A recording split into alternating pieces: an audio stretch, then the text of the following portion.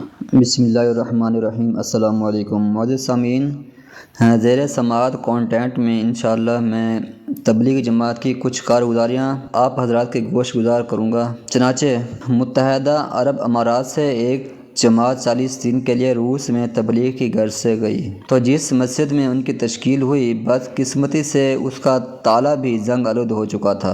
جماعت کے ساتھیوں نے مسجد کھولی تو ساری مسجد مٹی کا ڈھیر بنی ہوئی تھی، پوری مسجد میں گرد جمع تھی۔ انہوں نے پوری مسجد کی صفائی کی۔ نماز کا وقت ہوا، اذان کی آواز سن کر ایک بڑھیا تیز قدموں سے چلتی ہوئی مسجد کی دہلیز پر آ کھڑی ہوئی اور حیرت سے جماعت کے ساتھیوں کو تکنے لگی۔ غور سے ارد گرد کا معائنہ کرتی رہی۔ ساتھیوں کے دریافت کرنے پر کہا کہ میں یہی پڑوس میں رہتی ہوں، 70 سال ہو گئے ہیں، میں نے کبھی اس مسجد میں کسی کو آتے نہیں دیکھا۔ جیسا آپ کو کرتے دیکھا ہے یہ سب میرے باپ دادا کرتے تھے، لیکن ان کے بعد جوں جوں وقت گزرتا گیا سب بدلتا گیا۔ جب تبلیغیوں نے یہ دل سوز باتیں سنی تو رونے لگ گئے کہ ہم نے آنے میں بہت دیر کر دی۔ اگلے دن یہ لوگ محلے میں گھر گھر دکان دکان پر جا کر لوگوں کو جو نہ سمجھی کی وجہ سے مرتد ہو چکے تھے ان کو اسلام کی دعوت دی، پھر سے مسلمان کیا اور مسجد میں لے آئے۔ چند ہی ہفتوں میں پورے محلے میں دین کی لہر آ گئی، جیسا کہ اسلام ان کے لیے ایک نیا مذہب ہو۔ کچھ دنوں بعد محلے والوں نے 500 گز کی قالین پر تمام لوگوں کو جمع کیا اور جماعت والوں سے دین کے معاملات سیکھے اور مزید محنت کے لیے لوگوں کو تاکید کی۔ پھر جب ان کے 40 دن پورے ہو گئے تو ان کی رخصتی کے دن اس محلے میں گھمسان کا عالم تھا، جیسے کہ ان کا کوئی خاص عزیز فوت ہو گیا ہو۔ یہ آپ کہاں جا رہے ہیں؟ کیا آپ لوگوں کو دکانیں چاہیے؟ کیا آپ لوگوں کو مکان چاہیے یا عورتیں؟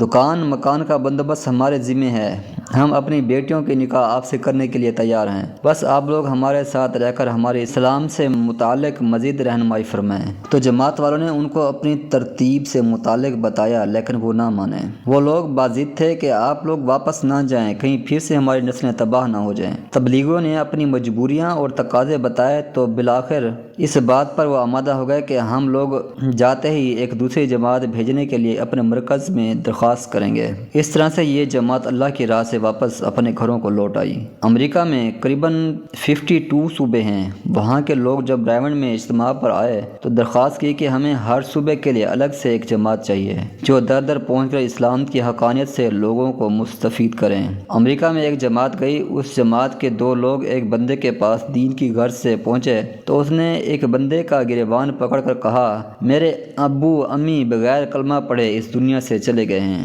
اس سب کے ذمہ دار تم لوگ ہو۔ تم لوگوں نے دین پہنچانے میں بہت دیر کر دی۔ قیامت کے دن میں تم لوگوں سے اس بات کا حساب لوں گا۔ جب اس آدمی کا غصہ ٹھنڈا ہوا تو اس سے اس ملال کی وجہ پوچھنے پر معلوم ہوا کہ کچھ ہی ماہ پہلے وہاں کی ایک دوسری جماعت آئی تھی جن کی بدولت یہ بندہ اسلام سے متاثر ہو کر ہلکا بگوش اسلام ہوا، اور اس کو دکھ ہے کہ اس کے والدین بہت بڑی نعمت سے شرمندہ ہو کر ہمیشہ کے لیے جہنم کی آگ میں جلیں گے۔ یہ واقعہ فلپائن کا ہے۔ فلپائن میں 400 سال پہلے 100% مسلمان تھے، لیکن اسلام سے نا ہم آہنگی کی بدولت یہ لوگ اسلام سے دور ہوتے گئے اور کچھ لوگ تو برائے نام مسلمان رہ گئے، باقی سب مرتد ہو گئے۔ کسی کا بھائی عیسائی تو کسی کا باپ۔ جب پہلی بار 1976 میں ریمنڈ سے وہاں جماعت گئی تو 7 آدمی اس کام میں لگ گئے۔ پھر 1993 تک 1 لاکھ فلپائنی تبلیغ کی محنت پر گامزن ہو چکے تھے۔ بنگلہ دیش میں تبلیغی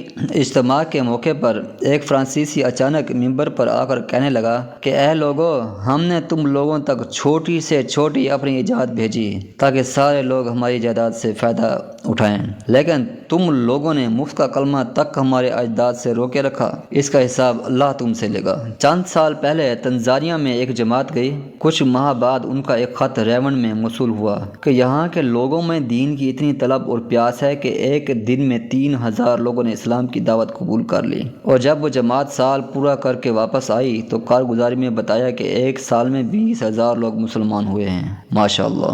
انگلینڈ میں 1952 میں جب پہلی جماعت گئی تو وہاں صرف 2 مسجدیں تھیں، اور اب تبلیغ کی محنت اور اللہ کے کرم سے 1500 مساجد ہیں، ماشاءاللہ، جن میں سے 100 سابقہ گرجا گھر بھی ہیں۔ اللہ اکبر۔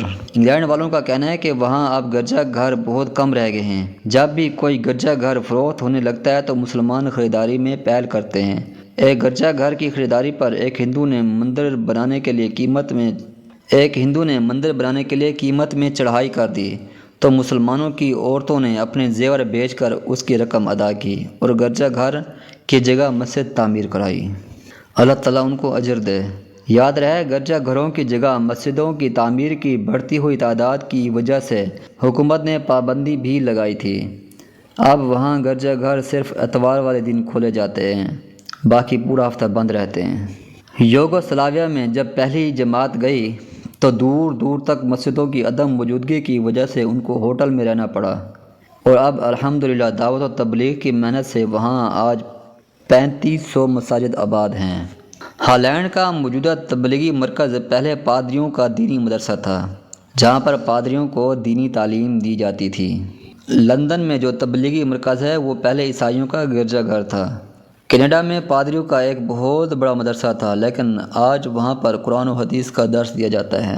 فلپائن سے ایک جماعت کو کیوبا بھیجا گیا، جس کی برکت سے وہاں کے 3000 مرتدوں نے کلمہ پڑھا اور 30 باقی لوگ بھی اسلام کی دولت سے مالا مال ہوئے۔ جب یہ جماعت واپس آنے لگی تو کیوبا والے زاروں قطار رونے لگے اور درخواست کی کہ ہمارے بھائیوں سے کہنا ہمیں بھول نہ جائیں، ہمارے یہاں رہنمائی کے لیے، اسلام کے فروغ کے لیے اور ہماری نسلوں کے ایمان کی حفاظت کے لیے آتے رہنا۔